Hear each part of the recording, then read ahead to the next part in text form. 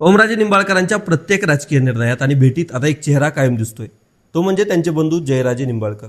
अनेक वर्ष पडद्यामागे राहिलेल्या जयराजे निंबाळकरांना आता ओमराजे सातत्यानं सोबत का ठेवत आहेत? शिवसेनेतील पक्षप्रवेश असेल, तिरुपतीचं देवदर्शन असेल, मुख्यमंत्री देवेंद्र फडणवीस यांच्या झालेल्या भेटी असतील, प्रत्येक वेळी जयराजेंची उपस्थिती हा चर्चेचा विषय ठरतोय. मग ही केवळ भावाची साथ आहे की जयराजे निंबाळकरांच्या राजकीय एंट्रीची नांदी? निवडणुकीच्या काळात जयराजे निंबाळकर हे खासदार ओमराजे निंबाळकर यांचं पडद्याआड कुठेतरी काम करताना दिसायचे. मात्र सार्वजनिक राजकीय जीवनात राजकीय कार्यक्रम, महत्त्वाच्या बैठका आणि दौऱ्यांमध्ये त्यांची उपस्थिती जवळपास कधीच दिसली नाही. ठाकरे यांच्या शिवसेनेत असताना खासदार ओमराजे निंबाळकर आणि आमदार कैलास पाटील यांची जोडी कायम सर्वांच्या चर्चेत असायची. महत्त्वाच्या राजकीय बैठका असतील, दौरे असतील आणि कार्यक्रमांमध्ये कैलास पाटील हे ओमराजेंसोबत दिसायचे. मात्र पक्षांतरानंतर हे चित्र बदलताना दिसतंय.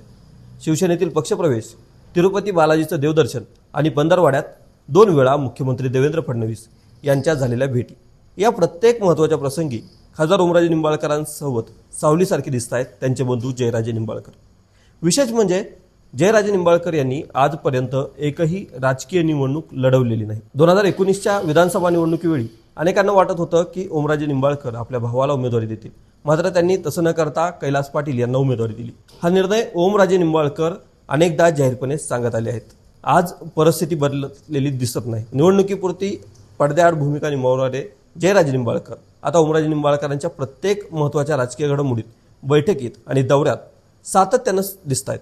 म्हणूनच धाराशिवच्या राजकीय वर्तुळात एकच चर्चा रंगली आहे, ती म्हणजे जयराजे निंबाळकर यांच्या वाढत्या उपस्थितीमागे नेमकं काय? ही केवळ भावाची साथ आहे की त्यांच्या राजकीय एंट्रीची नांदी?